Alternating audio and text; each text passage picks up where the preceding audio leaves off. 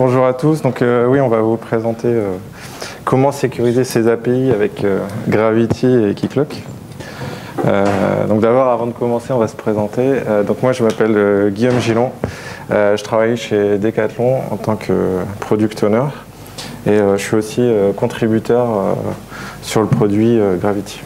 Ok, et donc bonjour à tous, moi je suis David Brasly, CTO de la société Gravity Source, donc la société qui édite la solution open source, c'est l'API plateforme Gravity.io.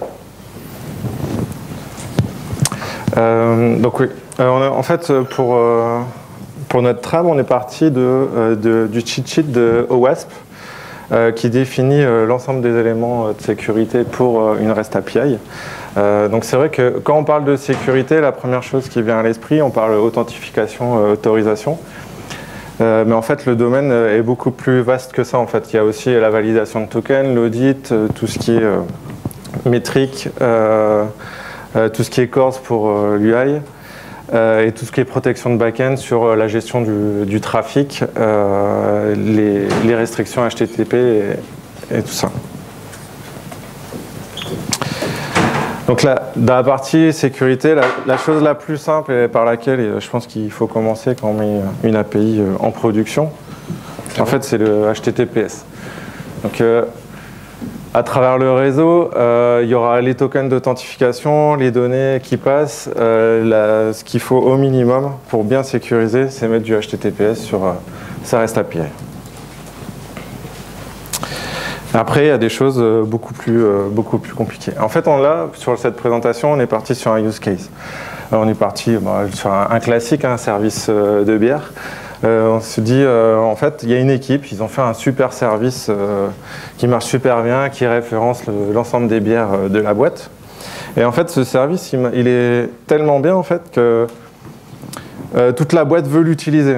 Tout le monde veut faire une application à partir de ce service, le consommer pour recréer autre chose derrière, faire une application mobile, une UI.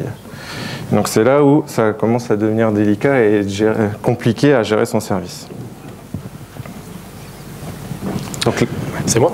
Du coup, avant de parler un peu plus profondément de la sécurité, on va voir aussi comment vous allez commencer à mieux gérer vos API au sein de votre système d'information. Et un des outils qui est mis à disposition pour répondre à cette problématique, ce sont les outils dits d'API management.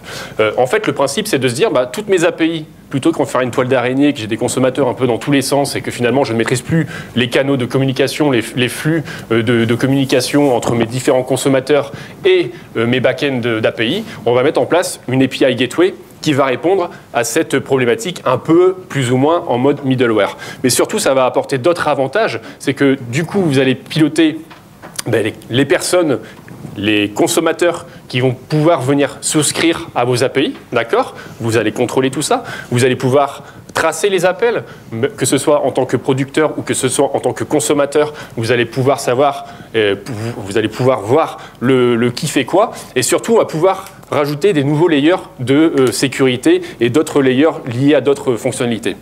Il y a un des points aussi importants sur l'API management, c'est un vaste sujet, mais j'aborde le dernier, c'est l'aspect documentation. À l'heure actuelle, quand vous exposez vos API, généralement, la partie documentation, soit vous avez une URL ou un pass qui vous permet de récupérer le descripteur Swagger ou l'OpenAPI ou autre chose, mais le gros intérêt de l'API management, c'est sa partie portail, de pouvoir faire de la recherche au niveau des API qui sont mises à disposition sur votre système d'information et de pouvoir consulter ces documentations. Le composant principal de l'API management, c'est son API Gateway. Donc c'est le composant finalement le plus critique de votre plateforme. C'est dans ce composant technique, donc il faut voir ça un peu comme un proxy HTTP en mode smart. C'est le layer, c'est le composant qui va rajouter d'autres fonctionnalités. On va parler d'autorisation, on va parler de logging, on va parler de rate limiting et on va parler également de CORS. Et en fait, tous les points que vous voyez sur ce schéma, ce sont des points qui sont directement abordés dans le cheat sheet de l'OWASP. En termes d'architecture, du coup, comment on va se positionner? On a notre service BIR, donc notre API qui est exposé et qui va être a priori un succès. On l'a vu 2 ou 3 diapos auparavant.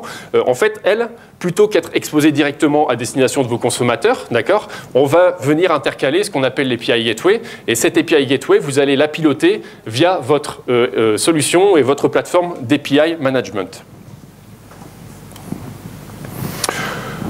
Pour notre use case, finalement, nous, on a défini un Docker Compose qui va vous permettre de récupérer directement et de pouler les images de Gravity, évidemment, de Keycloak, des API, notre Beer API et puis notre jolie interface web que vous allez voir juste après.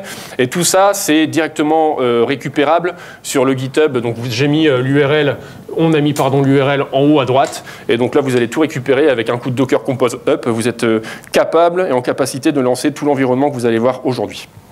Donc en termes d'architecture, on va avoir un frontal web, la Beer UI, qui va venir consommer votre service Beer au travers de l'API Gateway. Maintenant, on va voir comment tout ça, ça va interagir, les composants les uns avec les autres. Du coup, la première problématique, c'est bon, on est d'accord, hein? Ouais, c'est bon. On est d'accord. La première problématique, c'est... Indirectement, on peut parler quand même de sécurité, en tout cas ça fait partie bien du référentiel de l'OWASP, c'est le CORS. Le CORS, en fait, c'est toutes les problématiques autour du navigateur quand vous allez consommer des API. Des API qui ne sont pas forcément sur le même domaine, port ou protocole que votre page web. Si je prends un exemple, ce sera peut-être plus clair pour vous. Vous avez un frontal web qui se trouve sur ui.gravity.io, d'accord? Et vous allez consommer mon API qui se trouve sur api.beer.com. Ce sont deux domaines complètement différents. Si vous vous amusez à faire cet appel, potentiellement, si les politiques de CORS ne sont pas bien définies au niveau de votre back-end, il y a de fortes chances que vous fassiez rejeter. Du coup, pour démontrer cette partie-là, si je m'y retrouve, tu l'as mis où du coup? Yes. Pour démontrer cette partie-là, notre superbe UI,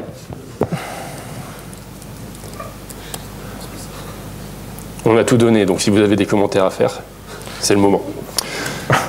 Quand je recharge, en fait, ce qu'il faut s'imaginer, en fait, c'est même pas qu'il faut s'imaginer, c'est qu'il y a vraiment un appel qui est fait.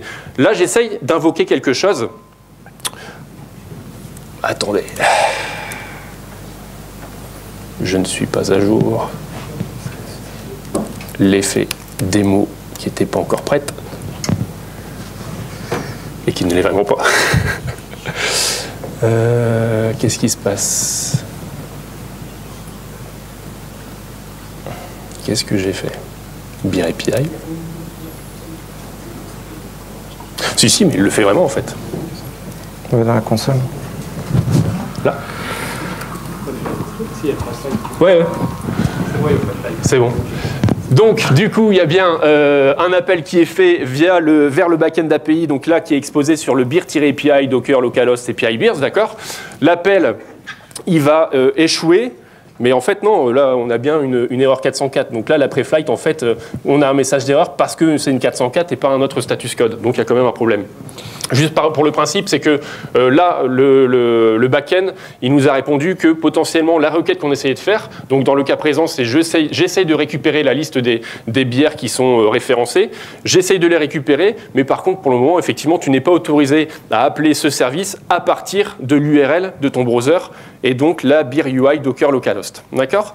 Donc, ce qu'on va voir... Ce qu'on va voir, c'est finalement comment on va... Je reprends la lecture. Comment on va voir, pour répondre à cette problématique de CORS, au travers de Gravity. Donc, les étapes pour mettre en place le CORS au niveau de notre API Gateway, parce qu'en fait, on n'a pas envie d'aller modifier notre back-end pour répondre à ce problème, c'est que, on va référencer l'API au niveau de Gravity, d'accord? On va créer ce qu'on appelle une application. Une application dans Gravity, c'est une façon d'abstraire un consommateur. Un consommateur, c'est pas juste une personne, c'est bien un consommateur, c'est bien une personne au travers d'une application qui va venir consommer quelque chose, que ce soit un frontal web, que ce soit une application mobile. Et du coup, on va définir un plan keyless. Qu'est-ce que c'est qu'un plan? Admettons, vous avez une API. Votre API, ça va être un succès. Vous allez vouloir piloter et gérer vos consommateurs, vos subscribers. Ce que vont faire les gens, c'est qu'ils vont aller sur le portail, ils vont découvrir cette API, ils vont consulter les plans d'API. Qu'est-ce que c'est qu'un plan d'API? C'est une façon de contractualiser quelles sont les autorisations et les contraintes d'accès qui sont définies pour ce consommateur pour appeler cette API. Imaginons votre API, finalement, vous avez laissé tous les droits, c'est-à-dire que vous pouvez faire du read-only, vous pouvez faire du write, vous pouvez faire du get, du post, du put, du delete, de ce que vous voulez dans tous les sens. Mais en fait, en définissant ce contrat au niveau de Gravity, vous allez pouvoir commencer à limiter et contraindre un peu les différents appels qui sont faits. Et tout ça, finalement, ça passe par cette notion de contrat de service qu'on appelle, nous, un plan. Et finalement, on va configurer le CORS. Donc, comment faire tout ça au niveau de Gravity?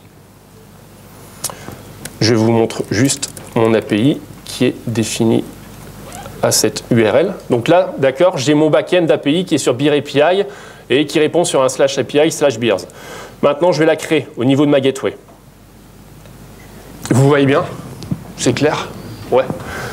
Donc, API Beer, je la mets en version bien. Et je m'embête pas trop sur les passes. Et on va lui dire de répondre sur le /API/beers. Mon backend, eh bien, c'est bien celui-ci. Clac, je le reprends, je le fais référencer. Je ne vais pas créer de plan, on va revenir juste après dessus. Hop, et je déploie. Non, je la crée sans la déployer, pardon. Donc là, finalement, ce que j'ai fait, c'est que j'ai juste créé mon API, le squelette qui va faire office de proxy vers votre backend. Maintenant, pour pouvoir consommer cette API, il faut qu'on puisse créer un plan. Je vais créer un plan. Pour le moment, je ne vais pas trop m'embêter.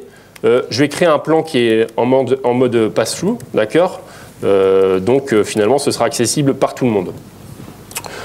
Donc, c'est ce qu'on appelle, nous, un keyless. C'est un plan, grosso modo, qui est public. La seule chose que je vais autoriser, c'est de faire du whitelisting et je vais lui dire « Ok, tu n'as le droit de faire que du get ». Donc les gens qui vont arriver, qui n'ont pas de clé d'API ou de token hot ou ce que vous voulez, ils ne seront autorisés de ne faire que du get sur toutes les URL possibles. Là, c'est bon, j'ai défini mon plan. Et je vais pouvoir déployer mon API. Donc là, normalement, si je passe au travers de Gravity, au travers de ma gateway, je suis en capacité d'appeler mon backend. Par contre, une chose que je vais faire au préalable, c'est de définir ce dont on vient de parler, les problématiques de CORS. Je ne vais pas m'embêter pour le CORS. Moi, pour l'instant, je vais lui autoriser un peu tout ce qui est possible de faire, même si on n'appelle pas tous les verbes. Ce n'est pas forcément ce qu'il faut faire, mais en tout cas, ça nous permet d'aller vite. D'ailleurs, on a aussi une wildcard, c'est pas ce qu'il faut faire, mais ouais, ça permet d'aller plus vite pour la démo. Et le Hello Headers, je spécifie juste l'autorisation parce qu'on va passer une clé d'API, un token OAuth, d'accord, un access token. Et je rajoute aussi un Xgravity API key parce que c'est ce qu'on va passer dans les étapes suivantes. Voilà, je redéploie mes modifications. Tac.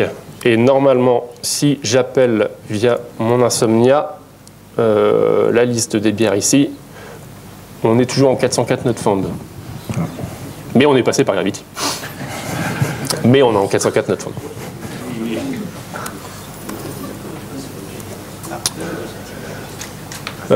Qu'est-ce que j'ai fait? Personne ne sait. Mais moi, je sais. En fait... Elle était toujours stoppée, je ne l'ai pas démarré.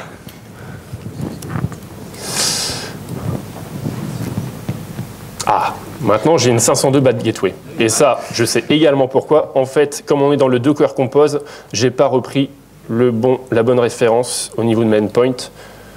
J'ai pris celle que j'ai exposée au niveau de mon host, mais pas au niveau... Hop. Voilà. Et normalement, bientôt, on n'y est pas. Eh ben. Dans le header, t'as pas l'API key? Alors. Non mais si, je sais encore ce que j'ai fait. En fait, logiquement, moi je commence à avoir un peu l'habitude, mais logiquement, je vais dans les logs, je dis tiens, 502, j'ai une petite étoile qui me dit, un petit œil qui me dit tiens, connexion refusée sur le port 80 de Beer API. Effectivement, mon API, elle est exposée sur le port 80-80. Et ouais. Bah, bien sûr. C'est bon. Et cette fois-ci, on y croit tous. Wow, vous pouvez applaudir. Et la foule est en délire. Il faut changer l'URL dans le code. Bien sûr. Hop. Maintenant, je vais les faire passer par la gateway au niveau de ma UI. Voilà. C'est bon. Donc du coup, maintenant, j'y arrive. Ça veut dire que mon cursor, il a bien été pris en compte. Et si on regarde au niveau du network, je dois bien avoir quelques appels qui sont faits pour récupérer la requête d'options, etc. Maintenant, si je veux m'amuser, je peux lui dire, tiens, je vais faire un appel sur triple machin, et je fais un save. Et bizarrement, il me fait un 403 forbidden. Est-ce que vous savez pourquoi?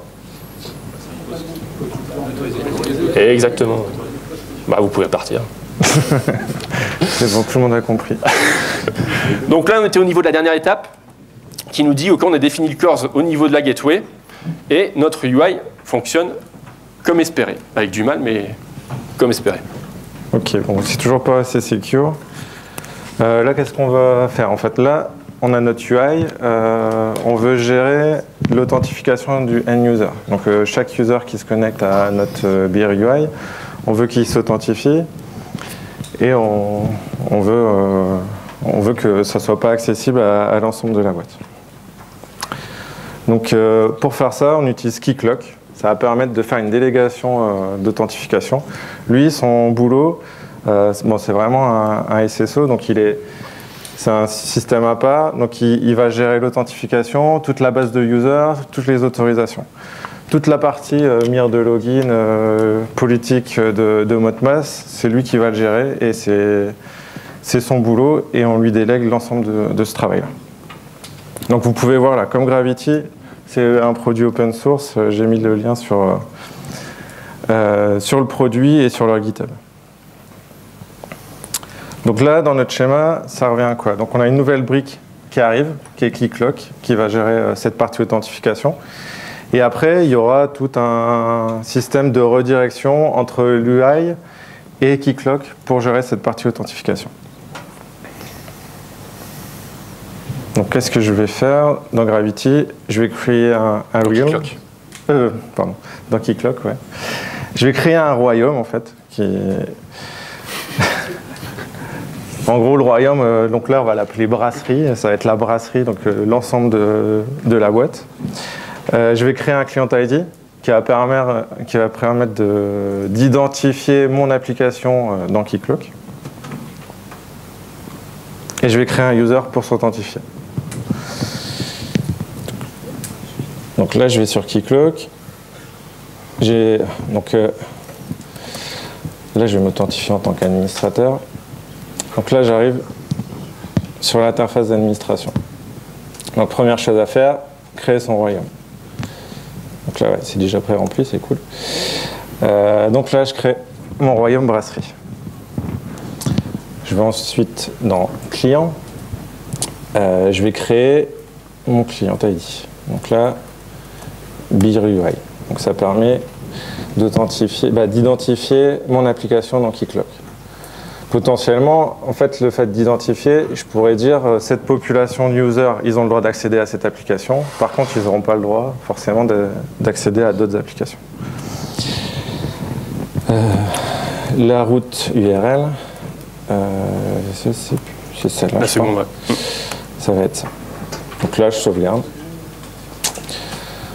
Donc là, on retrouve l'ensemble de mes informations, les différents types de flows et les callback query, ainsi de suite. Vous l'aurez bien compris, on n'est pas là pour expliquer les différents concepts, on est vraiment là dans le concret, de dire comment ça se passe et comment on configure tout ça pour que ça fonctionne, quoi. J'espère que c'était clair.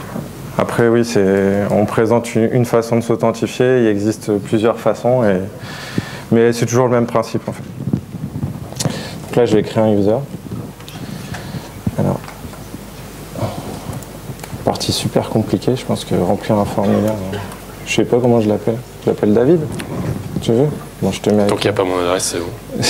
Je mets ton adresse mail? Non. Bah non. Bon, je la retiens. Pardon, voilà. David. On la connaît tous. First name. Ok, je sauvegarde. Je vais créer des credentials. En fait, Par défaut, on met un mot de passe. S'il se connecte, on va lui redemander de mettre un nouveau mot de passe. Bon, vous connaissez la cinématique. Là, on n'a pas envie de rentrer dans le détail, donc on va skipper cette partie. Donc moi, je vais mettre un mot de passe test. Il est super secure. C'est vrai que pour la sécurité, c'est pas top. Mais... Donc là, je le mets comme ça. Donc je reset. Voilà. Donc là, dans la partie Keycloak, là, j'ai terminé. Ma configuration, elle est faite. Maintenant, il faut que je m'attaque à mon UI. Il faut que je mette un peu de code quand même, pour le rediriger vers une mire de login pour qu'il puisse au moins rentrer son mot de passe. Donc voilà. Donc là, on rentre dans le code.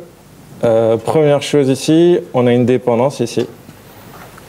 Donc là, on a un JS, c'est le framework qui va permettre de gérer cette connexion, ce flow avec Keycloak. Donc là, c'est direct. On ne l'a pas inventé, hein. Ça fait partie des adapteurs qui sont fournis par Keycloak nativement, qui sont exposés par Keycloak lui-même. Donc là, on pointe directement sur le serveur Keycloak, il y a le JS qui est dispo, et on ne s'est pas embêté, on l'a mis dedans. Et Keycloak fournit tout un ensemble d'adaptateurs.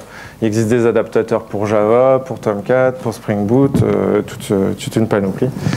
Ça permet de simplifier justement cette partie interaction et échange d'authentification avec ce serveur. Le serveur d'authentification. Donc là, je vais décommenter toute la partie de code. Je vais retirer le load. Le load, c'est juste pour charger, faire l'appel REST derrière. Après, alors, les seules informations, donc là, c'est un peu magique. Donc dans Keycloak, qu'est-ce qu'on a besoin de référencer? Donc l'URL de Keycloak. Donc notre UI a besoin de savoir où il va... où se trouve l'IDP et comment pointer dessus. On retrouve le royaume qu'on a mis et on retrouve notre client ID qu'on a créé ici. Donc là, le royaume pour rappel ici. Bon là, c'est pas parlant, mais on l'a créé en minuscule, mais il nous l'affiche en majuscule. Et le client ID, BeerUI. Ouais, vous voyez pas mon... non, il ne voit pas ta main. Donc après, on a toute l'init qui va gérer le flux, c'est pas sorcier. En fait, en gros, la login required, donc on dit on veut une mire de login. Et après, on a le success, donc qu'est-ce qu'on va faire une fois que la personne est authentifiée. Si elle n'est pas authentifiée, ça n'a pas fonctionné, on a une alerte, la fail to initialize. J'espère qu'on ne va pas le voir. Et on va plutôt voir l'alerte congratulations avec le first name de la personne qui est connectée en fait.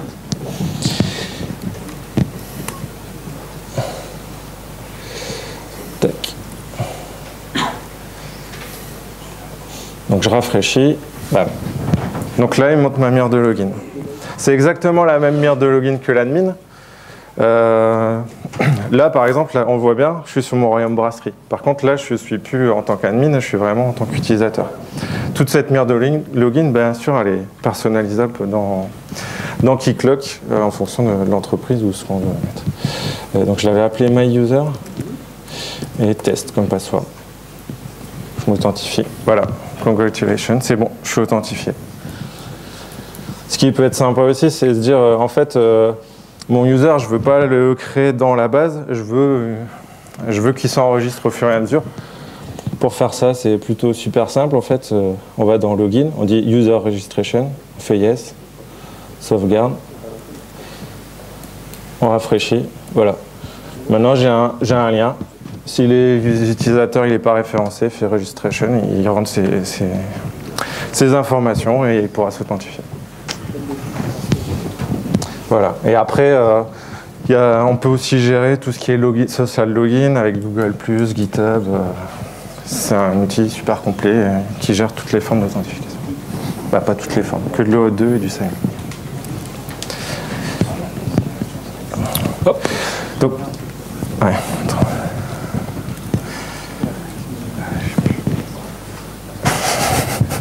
Donc voilà, pour l'instant, on a...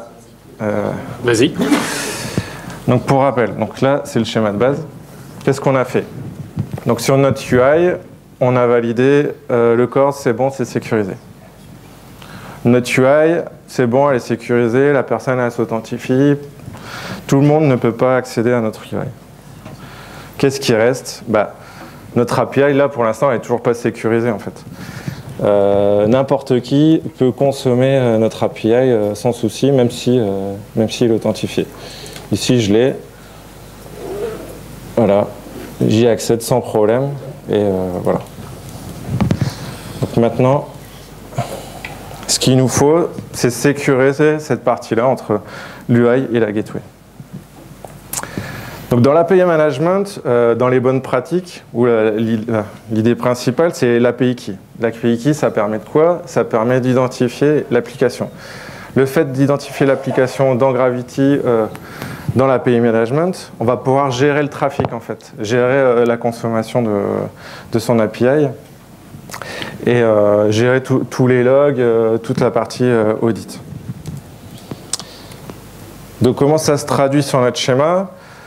En fait, l'API Gateway, elle a toutes ces métriques. Il va pouvoir les personnaliser.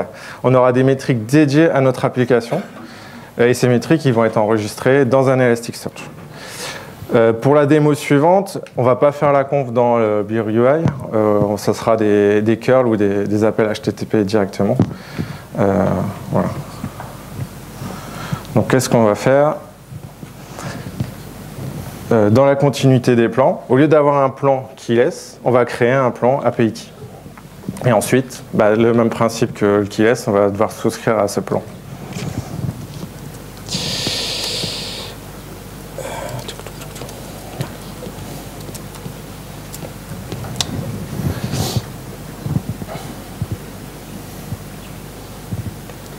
Donc là, je vais dans les plans.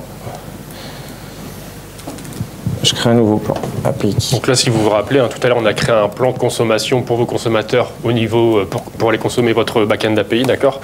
Les plans, ils sont cumulatifs, c'est-à-dire que du coup, vous pouvez avoir autant de plans et vous pouvez définir autant de plans que vous le souhaitez. Donc vous n'allez pas contraindre vos consommateurs en fonction d'un type de sécurité sur une seule et même API. C'est-à-dire qu'il y en a qui pourront faire de l'API key, et on verra juste après qu'il y en a d'autres qui pourront faire, qui pourraient passer via un access token, un token JWT s'ils veulent. Et il y a même d'autres parties qui pourraient toujours être accessibles en keyless, quoi. Donc tout à l'heure on a sélectionné keyless, maintenant on sélectionne API key. Par contre, il faut bien faire la différence. L'API key, c'est vraiment pour identifier l'application et pas un user. Le user, c'est vraiment le rôle de l'IDP de Keycloak en fait, de gérer unitairement qui se connecte et comment il se connecte. Voilà. D'ailleurs, avec une API key, on ne parle pas d'authentification, on parle bien d'identification et d'identifier un appelant qui est une application. Et essayez de ne pas trop faire l'amalgame parce que l'API key, c'est pas de la sécu. Pour l'instant, là, on ne le voit pas, mais... C'est pas tout à fait de la sécu. Le fait d'avoir une API key, tous ces rate limits, ces path authorization, ils vont pouvoir être affectés à chaque application. Que le fait d'avoir l'API, le keyless, en fait, c'était appliqué à l'ensemble des consommateurs. Donc là, tu as créé ton plan. Là, j'ai créé mon plan. Je le publie. Je le déploie sur la gateway. C'est bon, il est déployé. Tu vas devoir créer une souscription. Ah oui, c'est vrai. Merci. Donc tout à l'heure, on n'a pas créé de souscription à ce plan parce que c'était keyless. Donc finalement, tout le monde a le droit. Le plus tout en bas à droite. On n'a pas créé d'application, donc l'application on va l'appeler Beer UI.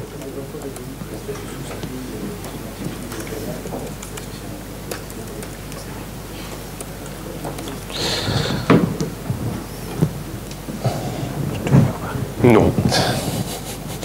Tu peux sauvegarder. Donc là, Guillaume, il a créé l'application, d'accord? Un peu au même titre que ce que vous avez fait côté Keycloak. Vous avez créé un client au sens SOAT. Là, côté Gravity, le consommateur, c'est bien une application. Donc il a créé l'application qui n'existait pas encore pour représenter votre Beer UI. Par contre, dans Gravity, la notion d'application, c'est vraiment virtuel en fait. Ça n'a aucune valeur entre les échanges, contrairement à Keycloak. C'est juste pour les analytics et pour cartographier, retrouver facilement son application. Et associer l'ensemble de ses souscriptions. Pardon. Donc là, je vais faire ma souscription. Je le cherche Beer UI, c'est bon. J'ai mon application, je sélectionne mon plan. C'est bon, il est créé. Donc là, ce qu'a fait Guillaume, c'est qu'il a créé, il a fait souscrire finalement automatiquement, ou en tout cas, il a fait souscrire une application, une de ses applications à son API. Généralement, ce qui peut se passer, et l'autre scénario, c'est de se dire, bah, tiens, les développeurs, ils viennent sur mon portal d'API et c'est eux qui feront la démarche de souscrire au plan qui les intéresse. D'accord ? Il y a vraiment les deux visions à avoir. L'approche, moi, je suis développeur, potentiellement, je suis intéressé par une des API qui me sont mises à disposition, ou l'approche, OK, il y a quelqu'un qui m'a donné les droits et qui m'a fait souscrire automatiquement parce que c'est lui le responsable de cette API. Donc là, on voit... j'ai une API key qui a été générée. En fait, les petites icônes là, ça permet aussi de se dire ouais, cette application, ça va pas, je veux le couper. On peut sur l'API key, il aura plus accès au backend. Ou dire, en fait, l'API key que je t'ai donnée, elle sera valable que 1 mois et après, tu ne pourras plus te connecter. Bon, là, on fait un cas simple. Donc là, j'ai toujours ma liste de bières. La liste qui est toujours fonctionnelle, puisque tu en get étoile sur le plan qui laisse. Par contre, le poste, juste en dessous, là, tu prends ton poste, non ? Retourne sur Insomnia, là, ta création. Ouais, donc là, on a bien le Forbidden. Donc, il faut que tu passes une API key. Alors, attends. Donc là, je pose mon API key et mon header, en fait, c'est celui-là. Hop. Là, on le passe dans le header, mais c'est possible de le passer dans l'URL, mais je pense que dans les meilleures pratiques, c'est de le passer dans le header, en fait. Voilà, merci. Internal server. Ça, c'est le backend qui répond ça. Ah oui, parce que je ne l'ai pas fait, le create. Ah bah oui, forcément, j'ai pas de contenu, je crois. Ouais. Ah oui, mais j'ai pas de contenu. Mais qu'il ne le dit pas.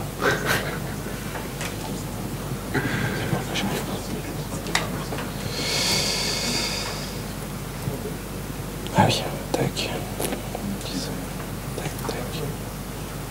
Ouais, ça a fonctionné. C'est donc j'ai bien une 201, il a créé. Donc dans ma liste, c'est bon. Donc là, il y a le get qui passe toujours en mode keyless parce qu'il n'y a pas de clé d'API, donc ça n'a pas été détecté par la gateway. Là où le poste, effectivement, on a passé une API key, donc il s'est dit, tiens, j'ai quelque chose qui est relatif à cette API key, tu as bien souscrit à ce plan, tu es potentiellement autorisé à venir consommer le pass et la méthode HTTP. Donc, écoute, je dispatche l'appel vers le backend d'API. Donc là, c'est plutôt bien, on a sécurisé notre flux, on sait comment c'est consommé. Par contre, j'ai pas montré. Tu veux faire quoi? Donc là, dans les analytics, maintenant on voit bien mon application que j'ai créée, Beer UI, avec les différents plans. Donc c'est plutôt chouette parce que maintenant, sur cette application, je sais comment il utilise mon backend en fait, et combien d'appels il fait, est-ce que j'ai beaucoup d'erreurs et tout ça, j'ai toutes les analytics qu'il me faut, plus tous les logs qui passent, qui sont référencés. Par contre, maintenant, il manque quelque chose en fait.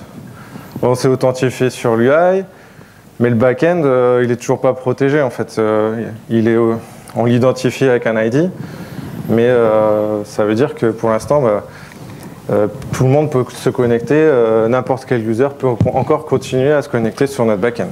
Ouais. Et du coup, c'est ce qu'on disait juste avant, c'est que l'API key, c'est vraiment une vraie fausse identification, enfin authentification, ça identifie bien votre application cliente, mais pas forcément l'utilisateur. Là, ce qu'on va mettre en place maintenant au niveau de Gravity et de Keycloak, c'est vraiment l'authentification OAuth 2 à proprement parler.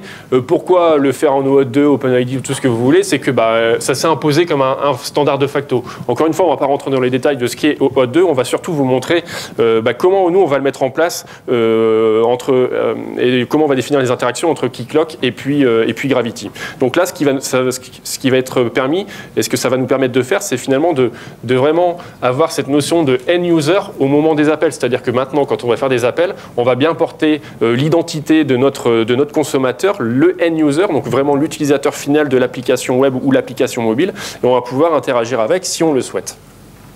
Du coup, qu'est-ce que ça donne d'un point de vue d'architecture? On garde toujours plus ou moins la même chose. Le seul lien qui va être ajouté, c'est le lien entre l'API Gateway et Keycloak. Encore que ce n'est pas tout à fait vrai, parce qu'il y a deux modes de fonctionnement. C'est soit l'API Gateway, elle va venir consommer Keycloak et faire ce qu'on appelle de l'introspection, donc valider auprès de Keycloak si le token courant il est valide ou pas, ou s'il il est expiré potentiellement. Il y a aussi le mode où on va faire une validation locale au niveau de l'API Gateway en se basant sur notamment des clés publiques. Le reste du principe reste le même, c'est-à-dire que l'API Gateway, une fois qu'elle aura vu passer les appels, elle va tout reporter directement dans son système de reporting, et notamment via Elasticsearch. Donc, pour mettre en place OAuth 2 au niveau de Gravity et de Keycloak, qu'est-ce qu'on va faire? C'est qu'on va créer le client OAuth au niveau de l'API Gateway.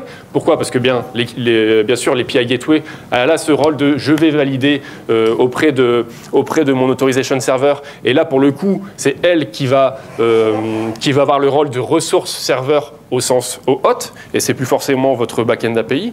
Ce qu'on va faire également, c'est de configurer une ressource OAuth. C'est là où la magie opère, mais vous le verrez juste après. Ensuite, on va toujours recréer cette notion de plan. On va recréer un plan OAuth en plus de notre plan API Key et du keyless qu'on se coltine depuis le début. Et finalement, on va voir comment est-ce qu'on peut faire ce lien entre mon application que j'ai créée côté Gravity et ce qu'est un client côté Keycloak. La souscription au plan, et après, on verra la suite. Donc, première chose, je crée mon client dans Keycloak pour représenter la gateway toujours. Donc je vais l'appeler Gravity, je ne vais pas m'embêter. Je n'ai pas de route URL à passer puisque de toute façon il ne va faire que de la validation de token. C'est-à-dire que du coup au niveau de l'access type, je peux lui dire bah, ok, toi tu seras en mode bearer only, tu ne vas faire que de l'autorisation. Il n'y aura pas de mire de login, rien du tout. Oui. J'ai créé mon client pour ma gateway. Ok. Maintenant, ce qu'il me reste à faire, c'est de référencer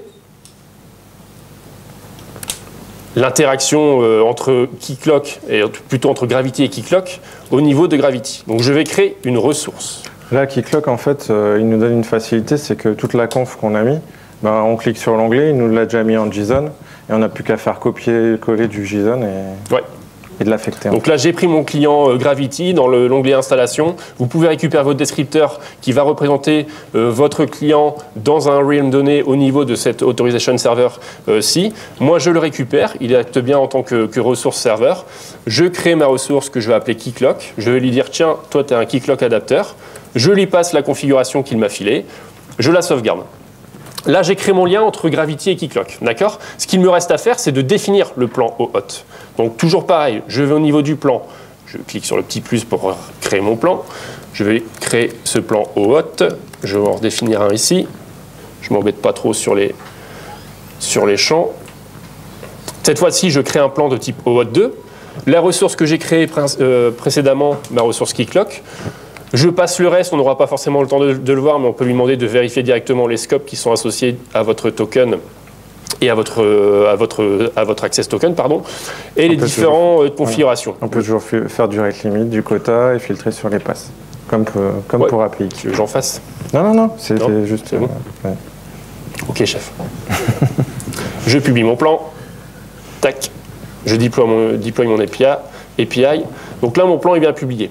Il va me manquer par contre un lien.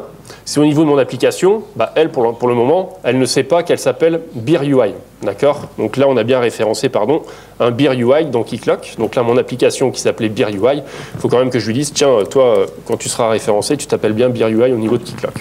Je le sauvegarde. Ça ne marchera toujours pas. Ça ne fonctionnera toujours pas, pardon. Pourquoi? Parce que j'ai beau référencer cette application au niveau de Gravity et le client existe bien côté Keycloak, j'ai toujours pas cette souscription qui a été créée. Donc mon application n'a pas souscrit à ce plan OAuth au niveau de mon API management. Donc je vais le reforcer, je reprends mon API, je lui dis ok tiens je te rajoute un consommateur qui est tu l'as appelé comment? OAuth. Ah non, BeerUI. BeerUI. Pas mal. L'API Key, on a déjà souscrit, d'accord. Et le de plan, hop, je le crée. Donc là, maintenant, cette fois-ci, je suis certain que quand je vais me présenter avec un access token auprès de la gateway, mon appel, il va bien être autorisé et je serai capable et en capacité d'aller appeler le backend. On va le faire. C'est celui-ci. Donc si je retourne sur ma BeerUI, Je suis redirigé sur ma mire de login.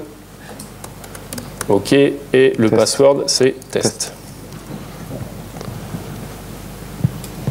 OK. Tout va bien. En même temps, c'est pas forcément ultra représentatif. Non, parce que là, c'est bon. Ce que je vais faire, c'est je vais killer le plan qui laisse. Et puis, le plan API qui ne nous sert plus à rien. Non, je pense pas. Non. J'ai supprimé les deux précédents plans puisqu'ils étaient en lecture, etc. D'accord? Si maintenant, dans les analytics, tu peux voir tes appels OAuth2 avec le plan OAuth2. Effectivement. Ce qui va être intéressant aussi, c'est de se dire, tiens, maintenant, effectivement, je suis en capacité, alors je mets n'importe quoi, de créer des nouvelles bières. Maintenant, je vais dans mes analytics. Hop. Je ne sais pas si vous voyez bien.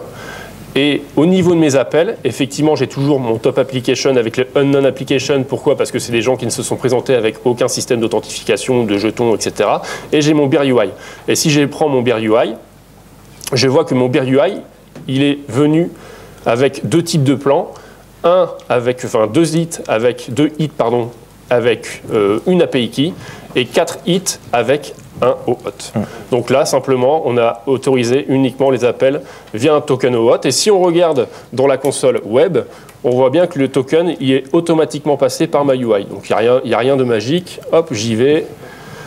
Je pense que maintenant, tu peux valider dans Insomnia que quand tu fais l'URL. Donc là, mon request headers, il a bien passé un authorization bearer avec le token qui m'a été généré par Keycloak au moment de la phase de login, d'accord? Donc tout va bien. Je retourne dans Insomnia et si je fais un get, voilà, je suis bien non autorisé. Pourquoi? Parce que on a supprimé le plan qui laisse, on a supprimé les API keys, donc tout ce qu'on passait auparavant, il n'y a plus rien qui fonctionne. C'est bon? Ouais. Cool. On fait le bonus track vite fait? Ouais, quand même. Bonus track. Là, la partie authentification, c'était pas trop compliqué. Il y a un peu de magie, hein, vous l'avez vu. Hein, on copie-colle des descripteurs, ça fonctionne et c'est presque magique. Ce qui est intéressant aussi de rajouter par rapport à tout ça, c'est tout ce qui est rate limiting et quota. C'est-à-dire que quand vous définissez des plans de consommation à destination des développeurs ou en tout cas de vos consommateurs, vous avez le droit de définir des contraintes sur ces consommations. C'est-à-dire que celui qui fait des appels en mode keyless et il a accès un peu à tout en read-only, qui faisait du get étoile, potentiellement, vous pouvez lui dire « Ok, tu as accès à ce pass-là, mais par contre, tu ne peux faire que du get, c'est ce qu'on a déjà fait, et tu seras limité à faire 2 appels par seconde. » D'accord ? Là où, si vous êtes un peu plus sécurisé en mode OAuth, par exemple, vous allez dire « Ok, a priori, c'est quelqu'un qui est déjà référencé, que je suis capable d'identifier et que je connais très probablement. » Et donc, on va pouvoir lui dire « Ok, bah, toi, maintenant, tu es autorisé à faire... mon plan aussi, je peux... tu es autorisé à faire un plus grand nombre d'appels, on va dire 1000 appels par seconde ou par minute, et puis tout va bien pour toi, et potentiellement on va rajouter d'autres, on va être un peu plus souple sur les autorisations, les contrôles d'accès, quoi. Voilà. Ce qui est intéressant surtout, c'est de se dire, par rapport à tout ce que vous avez vu là, c'est que nous, on a créé le Beer API par défaut. Donc, c'est un backend qui est hyper simple en Node.js avec une base de Mongo, je crois. Et en fait, on n'est jamais venu taper, on n'a jamais modifié le code de notre Beer API pour venir sécuriser cette API, cette API. Et donc, tout est passé automatiquement par les outils tiers que sont Keycloak et puis Gravity.io, quoi. Voilà. Voilà. Si vous avez des questions. J'avais 2 questions. Est-ce que c'est possible d'avoir un cluster d'instants Gravity pour avoir de la redondance et absorber un plus gros? Ouais, alors, ouais, bah oui, tu peux. Enfin, il n'y a pas de notion de cluster en fait dans Gravity. Donc en fait, c'est à toi d'avoir un ça va, un load balancer en frontal de tes gateways, et en fait tu en bootstrap et tu en lances autant que tu le souhaites, il n'y a aucune contrainte. Ils sont vraiment à stateless en fait, ils passent les infos et tu peux en déployer autant que tu veux en fait. Et la deuxième question, c'était dans le talk qu'il y a eu juste 1 heure avant, vous présentez les JWT. Ouais. Ça a un moyen de mettre le meilleur de ce qui existe actuellement dans Gravity dans les JWT. C'est quoi pour toi le meilleur de ce qui existe actuellement? Disons qu'avoir un token généré randomly, il y a de l'information random, est-ce qu'on ne pourrait pas utiliser ça avec la crypto? Bah si Vas-y, réponds. Eh ben, c'est déjà intégré dans Gravity, en fait. La validation de ton token, tu peux le faire dans Gravity. En fait, dans le talk d'avant, il parlait des clés publiques et privées, en fait, pour valider le token. Ce que tu peux faire dans Gravity, c'est que tu références ta clé publique. Comme ça, quand tu vas recevoir ton token, eh ben, il va valider, sans interroger Keycloak, il va valider ton token, en fait, avec cette clé publique. C'était ta question ? Ouais. En fait, indirectement, là, c'est ce qui s'est passé, sauf qu'on ne le voyait pas. Là, il n'y a pas eu d'interaction entre le serveur, la gateway de Gravity et le serveur Keycloak. Il n'est pas venu interroger Keycloak, d'accord ? Donc, il a vraiment fait une validation locale avec une clé qui a été récupérée auprès de Keycloak indirectement. Et c'est vrai que ça complète bien le talk d'avant. En fait, tous ces principes de sécurité que tu as vus, je ne sais pas si d'autres personnes l'ont vu, eh ben, ils sont implémentés en fait, dans Gravity. Et lui, son boulot, c'est vraiment de valider et de faire toutes ces validations avant d'attaquer le back-end en fait. Ouais, va pas. Ouais. Il sera fourni dans la version suivante de Gravity, 1.18. Bah, chaque fois que je fais la présentation, je dis qu'il sera fourni dans la version suivante, ça n'y est jamais. Mais il le sera vraiment cette fois-ci, avec d'autres types de supports, avec le support de tout ce qui est UMA, etc. Tu as été super vite quand tu as fait la conf entre Keycloak et Gravity. Ouais. Il y a quoi comme type de... Si je mets pas Keycloak, je peux faire quoi d'autre? Tu peux faire d'autres choses d'autres. En fait, nous, on fournit 3 types de connecteurs par défaut. Il y a le Keycloak, enfin, on le fournira. Il y a celui d'Access Management, donc une autre brique fournie par Gravity, qui fait partie de la plateforme Gravity.io. Et le dernier, finalement, c'est un connecteur, un adapteur générique, quoi. C'est une ressource générique qui te permet, alors je pourrais le montrer rapidement. Je prends mon design, je crée une ressource. En fait, si je ne connais pas le type de ton serveur d'autorisation, tu en prends en mode générique. Le seul problème, c'est que tu te paluches toute une configuration qui est assez exceptionnelle par rapport... mais voilà, mais ça fait le job. Effectivement, Keycloak, c'est plus simple et AM, enfin l'Access Management, c'est aussi simple, quoi. Ouais. Il faut quand même modifier l'application. Il faut quand même modifier. Il faut quand même modifier l'application source parce qu'il faut être sûr que le binding est fait sur l'API de la gateway, sinon n'importe qui pourrait se faire cliquer quand même. Alors là, il y a d'autres problématiques par rapport à ça. C'est comment on va siloter, et comment on va gérer les échanges vers le back-end. Est-ce qu'il faut passer impérativement par une gateway d'API avant d'aller attaquer votre back-end? Ça, c'est une solution. La seconde solution, c'est de mettre l'authentification par certificat client. Et donc de se dire, bah, tiens, mon back-end, il ne sera, je vais l'autoriser juste si la gateway, elle se présente avec un certificat qui va bien, etc., etc. Donc oui, effectivement, et ça va même plus loin, la réflexion, elle va plus loin, c'est de se dire, bah, pour l'instant, nous, on a mis en place une première couche d'authentification au niveau de la gateway, mais potentiellement, si toi, tu veux filtrer de la donnée parce qu'il y a des notions que tu ne veux pas voir apparaître, parce que voilà, en fonction du rôle de la personne ou de ses contraintes d'accès, tu ne veux pas afficher les données, bon, bah voilà, clairement, c'est des choses qu'il faut continuer à porter côté back-end et pas côté API Gateway, quoi. Enfin, en tout cas, nous, on le déconseille. Ça répond? Oui. Parfait. Ouais. On parlait de validation de tokens local. Oui. Sur le principe de rafraîchissement justement des tokens, si on met une expiration, est-ce que ça peut être pris en charge justement au niveau de Gravity? L'expiration, ouais, du JWT, tu parles? Ouais, elle est prise en compte dans la validation. Si ton token il a expiré, t'auras un message d'erreur en fait. De solliciter par exemple au Keycloak pour... Oui, bah là, non, c'est pas lui qui gère par exemple l'échange de tokens. C'est vraiment au client de dire ah, mon token il est plus valide, donne-moi un nouveau token et de repasser à Gravity parce qu'en fait le Gravity lui il sait pas en fait si c'est une UI, si c'est une machine, si c'est une UI générée côté serveur. En fait, en fonction de ça, c'est différentes flows. Est-ce qu'il y a une mire de login, pas mire de login?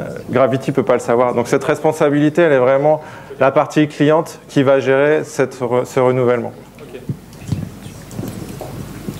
Ouais. La dernière. Au niveau de l'entreprise, quel genre d'équipe est responsable de ces solutions-là? Keycloak, c'est Red Hat. Ouais. C'est de gestion d'identité, ça se positionne où exactement? Ah, au niveau des entreprises? Franchement... Si on veut bien